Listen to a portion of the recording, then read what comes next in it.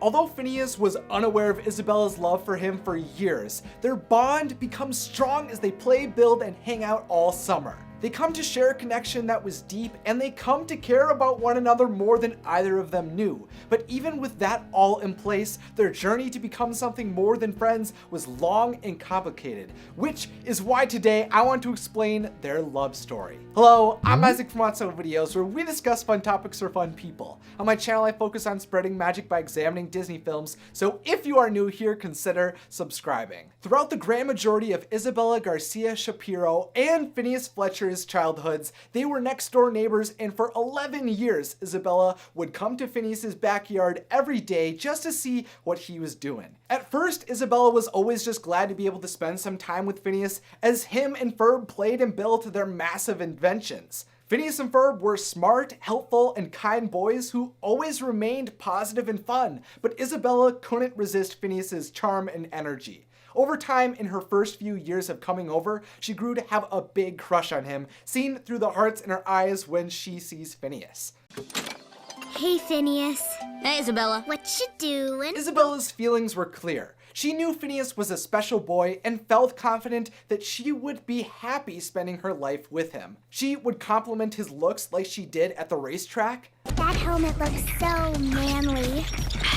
Thanks. She would shut down those who attempted to mistreat Phineas, like when Buford wanted to bully him. Hey, put him down! She would consistently be impressed by what Phineas could accomplish, like when he's acting as a rancher, and did her best to help him create his schemes with the Fireside Girls by her side, seen through her building the love handle stage even before he had asked. Isabella desired to show her affection and be there for Phineas in these helpful and friendly ways, and he absolutely appreciated those actions. While for the most part she would keep her interactions with Phineas platonic, at times her love for him would come through.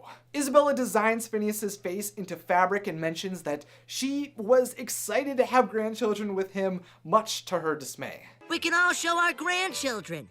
Oh yeah, my parents are cooking steaks for everyone. You had me at our grandchildren. What? Even in these moments where Isabella appears to overtly show her feelings to Phineas, though, he never picks up on these cues. For such a genius of a boy, he sure is absolutely oblivious to a lot of the subtext of his social interactions, but that's okay. He was a pretty young boy at the time who was focused on creating new things and seizing every day, and even though he likely couldn't describe or articulate how he felt for Isabella, he definitely grows to care about her more than he ever had throughout his summer vacation. While he began the summer not thinking much of Isabella's friendship, as the summer progressed and as they spent more time together, he sees how caring, dedicated, and sweet she is. He connects with her more deeply, and he always does his best to help her like he does all of his friends. Phineas brings her ice cream when her tonsils are removed, builds an entire haunted house to attempt to get rid of her hiccups, creates a rainbow for her, and even risks his life to save her from certain doom by a robot insect. Eventually, they just feel completely in sync. As their connection continues to grow, Isabella attempted to push their relationship to a new place as she asks Phineas to the night of the Falling Star Girls' Choice Dance, but Phineas misinterprets her offer and brings Ferb along with him. After that, Isabella attempts to see if Phineas even believes she's cute when they are searching for Meep, and it turns out he definitely does, as Isabella's cuteness can completely break his sensor. Phineas just couldn't recognize or take any concern with any feelings of attraction towards Isabella he may have felt. He only could tell at the time that she was one of his best friends, which is why he didn't think much of asking Isabella to take part on romantic evenings with him. What are you doing? A romantic cruise? You wanna come? You want me to come on a romantic cruise with you? Yeah, it'll be fun. Although Isabella was hoping events like the romantic cruise would bring the two friends to confess feelings of their desire for something more, Phineas just makes the day a blast, with him realizing that romance could be fun, even though he wasn't in the state of mind to consider a relationship. Hey, this romance stuff was fun. We should do it more often. Yes, we should. Isabella was, of course, ecstatic to experience more romance with Phineas, as she spent a lot of the time allowing her mind to wander into Phineas Land, where she would daydream about Phineas loving her and becoming a centaur. The only time Isabella really questioned her feelings over that summer was with the rise of the Beak. When Phineas commits to helping her but continues to cancel their plans to become the vigilante hero the Beak, Isabella begins to swoon over the hero, not realizing that was Phineas and Ferb. Eventually, Phineas tells her the truth, and they forgive each other for the way they were acting. And Isabella definitely wouldn't remain upset when Phineas asks her to travel with him around the world. You're going to Paris? Yeah, wanna come? To the City of Love? That's what they call it. After traveling halfway across the Earth, Isabella is ecstatic to spend time with Phineas. I'm gonna go see if I can't find some parts. Isabella, you wanna come with me? Yes! In Paris, all Isabella desires is for Phineas to explore the city they are in and to take in the perfect day. But he can't stop focusing on the plane they must fix to get home before the sun sets. Isabella doesn't understand how they aren't able to connect with one another in such a romantic place, which leads her to feel unnoticed and unwanted.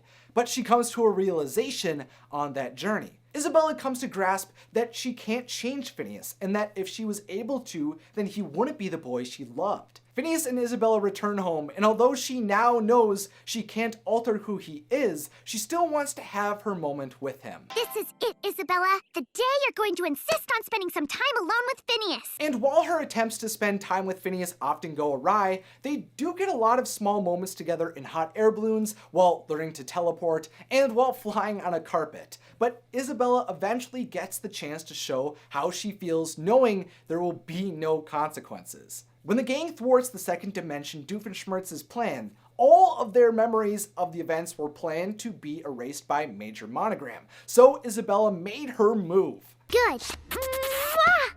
Isabella! Hit it, Carl! Wait! Before Phineas can explore and finally understand Isabella's true feelings for him, Isabella and Phineas's minds were completely erased of the moment, meaning the two of them just had to continue their relationship as it had been. But now Phineas gets to show some of his affection, whether he knew it or not, towards Isabella. He explains that Isabella is scientifically cute and confirms his commitment to Isabella. Phineas comes to realize through their time together that he would help and support Isabella in any way he could, which of course draws Isabella into Phineas Land. Anything for you, Isabella. Really? I would travel the 4 corners of the globe, which I actually have done. But this time, it would be for you. All for you! Due to their relationship being explored more throughout the summer, Isabella feels it's time to move in for a handhold, but accidentally grabs Ferb's hand instead. Ferb plays it off well and actually comes to help Isabella gain the attention she desires from Phineas later on. On her birthday, Phineas throws a huge celebration to recognize Isabella and how much she means to her friends, but the only wish Isabella wanted was to have some time alone with Phineas. There was never anything inherently wrong with being together in a group, but Isabella desired to connect with Phineas one-on-one, and Ferb helps her get that wish by dropping out of the plans to go get ice cream. Of course, without communicating how they were both feeling during this alone time, this type of moment together wouldn't be very common, much to Isabella's disappointment. Isabella sometimes got bogged down in her life trying to fabricate romantic events to occur, like when she wanted to be like Cinderella at the Drisselstein dance, and she would cutely read into little phrases Phineas would say, like when he mentioned honey. Hey, Isabella, we're having iced tea. You want some, honey? What did you say? Or when he asked Isabella to take it to the next step. So what do you say, Isabella? Are you ready to take the next step? Oh, Phineas, yes! I've been right here in front of you all along, just waiting for you too! Phineas doesn't pick up on what Isabella is thinking though. He just assumes she's acting like her typical goofy and excited self, which he assumes again when Isabella becomes ecstatic when she finds out she can spend a summer day with him. As their friendship continues to build, Isabella decides, with the support of her grandmother, that she should tell Phineas the truth about her feelings. She writes a letter all about her emotions towards Phineas and even sends it, but is able to keep the truth and the letter away from Phineas for a bit longer when she decides that was not a good time. Soon enough, Isabella would think that it was the right time. When Isabella determines it is time for her to earn the Fireside Girls emotional bravery patch, she attempts to approach Phineas again with her love for him. Unfortunately though, Phineas and Isabella keep having their attentions strayed. But when the world crumbles due to everyone beginning to turn into pharmacists, Phineas's concerns about Isabella are expressed when they become separated. If she's been turned into a pharmacist, I'll never forgive myself. When Phineas finally reunites with Isabella, he is so taken aback and grateful he could see her again. But Isabella is too focused on her mission to save the tri-state area that she brushes those kind words aside. It's only when their fates are hanging in the balance does Isabella open up to him. No, I mean, I like you. Wow, I mean, gosh, I've always felt... Just after letting Phineas know the truth though, Phineas leaps to save her and he begins to transform. Knowing the only way to save Phineas and everyone else was to keep going on her mission, Isabella pursues the goal of restoring everyone in Dansville to their true form and succeeds. But after they revert back, their memories of what happened were gone, meaning Isabella and Phineas were again left to continue their lives as they were. Eventually that summer came to an end, and while Isabella's feelings didn't fade exactly, her hopes that Phineas would recognize her love for him or return her feelings diminished. While at the start of high school, Phineas began to identify his love for Isabella. Isabella distanced herself from him though, as she no longer believed she could keep existing with him when he wouldn't see her like she did him, which made Phineas believe that he could never have a shot with her, which he admits 10 years after his legendary summer. I always thought the two of you would end up together. I wish. I am so in the friend zone there. Of course, everyone around him explains that Isabella completely had a crush on him while they were growing up, which completely rattles his mind. And with that understanding, he goes after Isabella before she leaves to go to university. Phineas finally understands what their lives could have been like if he had just noticed all of the transparent hints she had left him, or listened when she was trying to communicate how she felt, or acted upon his own feelings when they finally were solidified. When Phineas began to look back, he felt terrible that he may have missed out on a romantic relationship with his best friend, and he almost wasn't able to make Finnabella a reality. Before Isabella left for college, she goes back to the Fletcher home to say goodbye to Phineas though, and it is here where they both confess their crushes on one another and explain how they had never had the right timing, except they realized they finally had lined up. Phineas decides between his top schools to go to Tri-State State to be with Isabella, and even after she goes, Phineas chases after her to finally kiss her. Well, that was worth the wait. Yes, it was. But what happened after this kiss? Are we sure their relationship could survive college? Were they actually soulmates? Well, of course they were. You see, during Phineas and Ferb's big, fun, fantastic summer, they venture 20 years into the future, and we get to hear how Isabella is intertwined with the Fletcher family by Candace's daughter. And that girl looks like Aunt Isabella. Did you hear that? Aunt Isabella.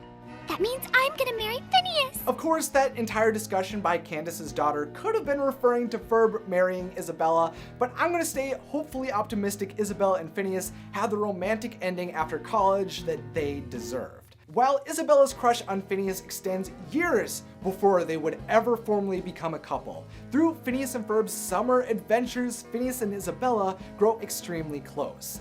We see they cared about one another, would do anything to help one another, and always attempted to make the other happy.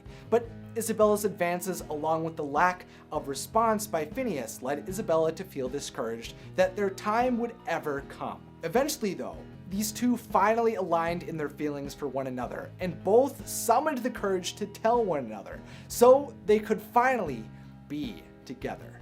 But now I'd love to hear your thoughts. What is your favorite Phineas and Isabella moment? Let me know what you think in the comments, along with any other ideas you have for future Discovering Disney videos. To see Ferb and Vanessa Doofenshmirtz's love story, you can find a link to that video in the description. And if you'd like to continue to see more magical discussions like this one, then don't forget to click that subscribe button and the beautiful bell if you're new, as well as start following me on Instagram at WatsoVideos. Thank you to my wonderful patrons over on Patreon who are amazing supporters of my videos, and as always, thanks for watching and have a magical day.